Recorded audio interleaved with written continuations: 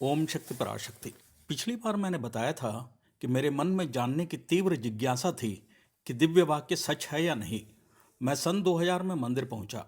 उस समय अम्मा के चरणों की विधिवत पूजा होती थी, पर मैं उससे अनभिज्ञ था। मुझे केवल दिव्य वाक्य के बारे में ही पता था।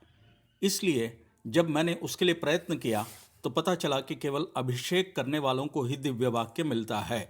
मैंने अभिषेक किया, पर दिव्य वाक्य के लिए अगले कुछ सप्ताहों की तारीख मिली।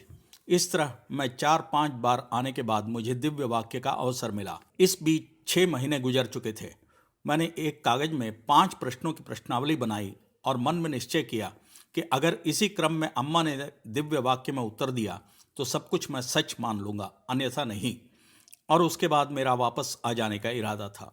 जैसे ही मैं जाकर बैठा तो अम्मा ने कहना शुरू किया, पर वह सब कुछ मेरी समझ में नहीं आया। एक तो वे काफ़ी तेजी से बोल रहे थे और दूसरा कुछ स्पष्ट नहीं था।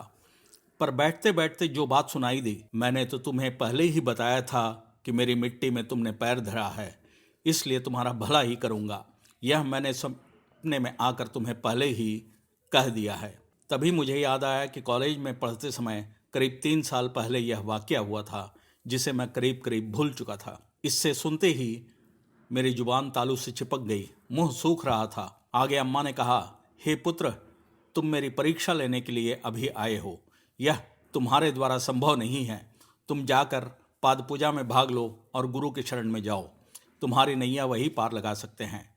यह उनके लिए ही संभव है। उसके बाद उन्होंने मुझे देखकर कहा कि तुम सौंठ, गोल मिर्च, धनिया, पुदीना और पिपली दूध में डालकर पिया करो। सेव, अमरूद, आंवला, नाशपाती, खीरा, यह सब तुम खाया करो। और साथ ही चावल और गेहूं के टुकड़े को कांजी बनाकर पिया करो। उसके बाद अम्मा ने कहा, पहला तो तुम अपनी बहन के लड़के के बारे में पूछने के लिए आए हो। दूसरा अपने पैतृक घर और विदेश यात्रा के बारे में पूछने के लिए आए हो। इसको रखकर तुम मेरी परीक्षा लेना चाहते हो। क्या मैं सही कह रहा हूँ? तभी मुझे समझ में आया कि यहाँ वास्तव में एक शक्ति बैठी हुई है जो गुरु के रूप में विद्यमान है। पहली बार 2000 में मैंने अम्मा के कहने पर इरमुड़ी धारण किया था, जिसमें अम्मा ने मुझसे कहा था कि तुम इरमुड़ी धारण करो और मैं तुम्हारी रक्षा करूँगा। इरमुड़ी धारण करने के बाद अचानक मैंने एक सपना देखा। स्वप्न में एक बड़े भालू जैसे भयंकर आकृति बड़े नाखूनों के साथ मुझ पर झपटने जैसा आ रहा है, पर वह कह रहा है कि शक्तिमाला को उतार कर फेंक दो। वह मेरे शरीर को जला रहा है।